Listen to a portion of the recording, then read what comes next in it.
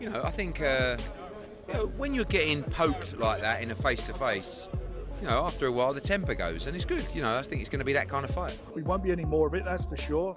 And everybody wants to show some respect to each other. And let's see the fight where it should happen in the ring on Saturday. Promotion. I think it's great promotion. I think it's ugly. I think it's unedifying. But they don't of course it's a cheap shot. You know what, Boxing is littered with cheap shots. They don't need to sell the fight, really, do they? Exactly, Danny. Well, they do and they don't. To the boxing world... Pay-per-view, you mean? Yeah. People see through it. There's only one thing worse than people talking about you. It's people not talking about you. Yeah, but it's how they're talking about you. Look at the messages. Boxing pros are reacting after that tense face-off moment where Rico Verhoeven tried to apply pressure on Oleksandr Usyk with mind games and close-distance intimidation. But Usyk responded instantly with a sharp slap, shutting the moment down completely. Roy Jones Jr. highlights Usyk's calm but dangerous mindset, showing he stayed composed even when provoked, proving why elite fighters respect his mental control under pressure. Just going through the motion, he's serious about it, you know, so I liked it. Yeah, like his energy was like very calming throughout the week. Yes, it was. Dave Coldwell reacts to the face-off incident between Rico Verhoeven and Oleksandr Usyk, pointing out that there is a clear boundary in boxing etiquette and Rico pushing too far across that psychological line. He suggests that even small actions in a stare-down can escalate tension, but Usyk's response showed he was not willing to be mentally bullied. He just shoved it in his chest. The point's still there, but you're not crossing that line, and that would have been quite fun. Adam Smith acknowledges the controversy created by Rico Verhoeven's face-off behavior towards Oleksandr Usyk, but he also highlights that these moments are part of modern boxing promotion. While officials may not fully approve of such actions, they undeniably increase attention and hype around the fight. The fight business, and it's just made it even bigger, and we wait to see what happens next. And I'm a storyteller, and I love the interest and intrigue in matchups, and I think this is a fight that the casuals will just revel in. Is it controversial? Have we already seen controversy? Frank Warren makes it clear that he is not impressed by the unnecessary drama around Rico Verhoeven and Oleksandr Usyk. He believes the fight itself is strong enough without added controversy, and moments like face-off tension only distract from the pure sporting value of it. People think because you're a promoter you like all that stuff. Me, I didn't like what happened. Eddie Hearn suggests that despite the controversy and pressure building around Oleksandr Usyk and Rico Verhoeven, both fighters still carry danger and elite attributes. He also expresses concern about the emotional strain visible in fighters during intense build-ups, showing the human side behind the hype. But he's going to be dangerous. Like, all the attributes that he has, they still exist, regardless of his mental state. But I see a kid in pain, you know? I've got to be honest with you, like, I don't see how people around him can be looking at his behaviour and being comfortable with it. And Johnny Nelson draws a clear line between psychological tactics and disrespect, saying that certain personal attacks during fight build-ups cross the boundary. He reflects on how fighters try to provoke reactions, but emphasizes that respect still matters even in heated promotion wars involving Usyk and Rico. After the fight, he may apologise and say, look, I went too far, I shouldn't have said that. But he needed to get a response from Anthony Joshua and get him into a certain mindset. Oleksandr Usyk dismisses all the hype and controversy surrounding Rico Verhoeven and the face-off incident, showing complete calmness under pressure. He treats it as just another fight, proving why he is known for his ice-cold mentality even in chaotic promotional environments. But he's going to be dangerous. Like, all the attributes that he has, they still exist, regardless of his mental state. But I see a kid in pain, you know? I've got to be honest with you, like, I don't see how people around him can be looking at his behaviour and being comfortable with it. Dave Allen respects Rico Verhoeven's kickboxing legacy, but questions whether he belongs in a full boxing contest against elite-level opposition like Oleksandr Usyk. He acknowledges Rico has skills, but still believes the gap in pure boxing experience makes this matchup controversial. While Usyk is seen as the technical master of the division, Dave suggests this fight leans more toward spectacle than competitive balance, even though it still draws massive attention. But I'm not interested in... I like Rico Verhoeven, sparred him, know him, nice fella, very good kickboxer, one of the best of all time, but he's not a boxer. If he wants to fight... Can he box? Yeah, he can box, he's a very good boxer, but he shouldn't be boxing the best heavyweight in the world. If he wants to do it as an exhibition, go and do it. I'm not interested in Usyk Verhoeven, just for the simple fact is. Johnny Nelson highlights Oleksandr Usyk's dominance at the top level, pointing out that he has already beaten almost every elite contender in boxing. With limited traditional money fights left, Johnny suggests that bouts like Rico Verhoeven become more about business and global interest than rankings. Despite the controversy, Usyk remains in a position where every fight adds to his legacy, and even critics cannot deny his elite status going into this crossover challenge. Oleksandr, what he's done, he's wiped the floor with everybody. He's established himself at the top there. So now you look at him and you'll think financially, will he be in a better position than Tyson Fury? No, not in my opinion. Anthony Joshua? No, not in my opinion. The big money fights aren't out there for him, so he's got to do something. He's got to put himself in a position where he's got to win, because he's proved he's top draw. So in this fight here, I think it creates interest, intrigue.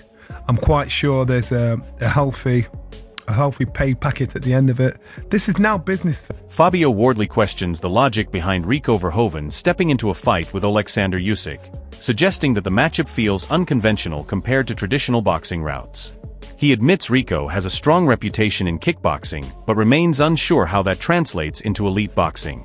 While Usyk is widely respected as the technical benchmark of the division, Wardley hopes this crossover does not distract from proper heavyweight competition. I understand that he's kind of earned the right to do what you want, but I at least expected it to be some sort of active boxer, someone of some... Not to say, I don't actually know much about Verhoeven in terms of a kickboxer, of what his quality level is, but what I'm saying is I expected it to be someone of a decent caliber of a professional boxer. But if it's not, then fine.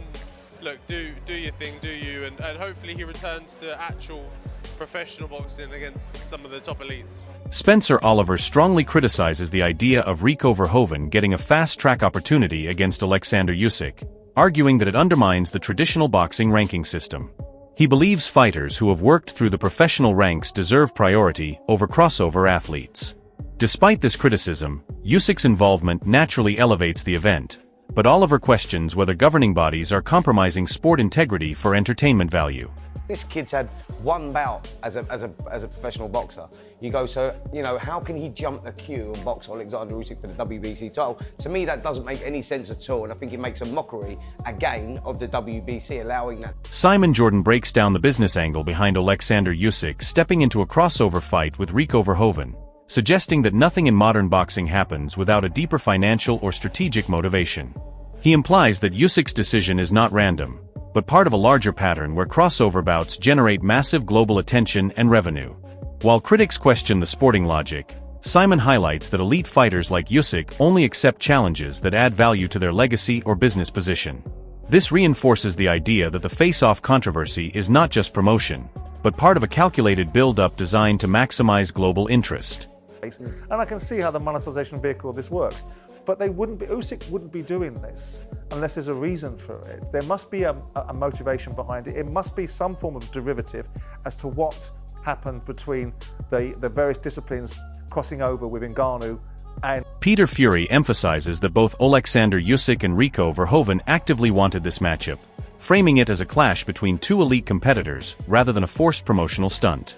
He describes both men as ultimate fighters who thrive on challenges, which is why negotiations for such cross-discipline fights are easier than expected. Despite the controversy around the Faceoff incident, Peter suggests the respect between both camps is real, and that Usyk's calm mindset combined with Rico's confidence makes this a naturally explosive but competitive matchup. You know, Rico wanted the fight, you know, Usyk wanted it. They said both ultimate fighting men, aren't they? So fights like this are not going to be hard to make. Paul Smith questions the fairness of Rico Verhoeven stepping directly into a fight with Oleksandr Usyk, pointing out that many ranked heavyweight contenders have been waiting for their opportunity. He acknowledges Usyk has earned the right to choose his own path after dominating the division, but still suggests that keeping the belts involved complicates the sporting legitimacy. While Usyk remains the technical benchmark, this debate highlights the tension between merit-based rankings and crossover entertainment fights.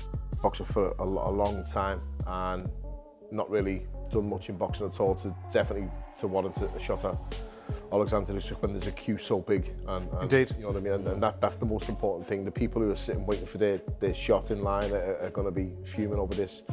Some would say, to counter that argument, Usyk's probably earned the right to have an easier one after one. Wade Plemines gives a mixed but realistic view of the matchup between Oleksandr Usyk and Rico Verhoeven, suggesting that while Usyk is heavily favored, crossover fights always carry unpredictable danger. He references past shocks in boxing to highlight that anything can happen once the bell rings.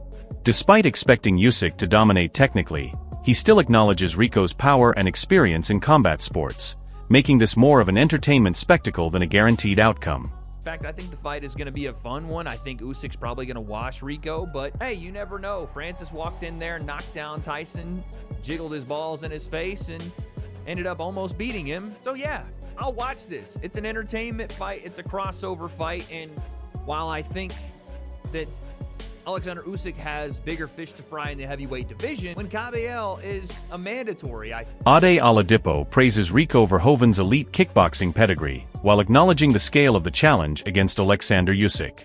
He highlights Rico's evolution from a highly respected kickboxer into a dominant figure in his sport, suggesting he is far from an easy opponent despite stepping into boxing rules. However, Usyk's technical mastery and elite-level experience in boxing still set the standard, making this a rare crossover where two elite combat athletes meet under completely different expectations and pressure. Oleksandr Usyk steps in and will take on one of the greatest kickboxers of all time. I'm actually quite a big kickboxing fan, so I know quite a lot about him. I've watched a few of his fights over the years. They used to call him the Prince of Kickboxing, and then he elevated to the King of Kickboxing. I mean, he's a very, very, very good kickboxer. Who's got decent hands. I can't lie to you. It's funny, yeah? This matchup between Oleksandr Usyk and Rico Verhoeven has turned into much more than just a crossover fight. It has become a full-scale debate about boxing legitimacy, skill versus discipline, and the future of elite-level matchups. On one side you have Usyk, a proven master of boxing who has already conquered the heavyweight division with elite footwork, timing, and ring IQ. On the other side, Rico brings years of dominance in kickboxing, raw physical power, and the confidence of a world champion in his own sport. The Faceoff controversy only added more fire to the build-up, showing that neither man is willing to back down mentally before the first bell. If Oleksandr Usyk wins, it reinforces the idea that pure boxing skill still rules at the highest level and crossover challengers cannot match years of technical experience. But if Rico Verhoeven shocks the world, it becomes one of the biggest crossover upsets in combat sports history and completely changes how fans view kickboxers entering boxing. Mentally, Usyk looks calm, controlled, and ice-cold under pressure, while Rico appears aggressive and confident, trying to disrupt that mindset. This is not just about belts anymore. It is about legacy, pride, and proving which system truly produces the better fighter. Now the question is simple. Do you believe elite boxing experience will dominate again, or can Rico rewrite history with power and pressure? Comment your prediction and join the debate, because this one could change everything fans think about crossover fights forever.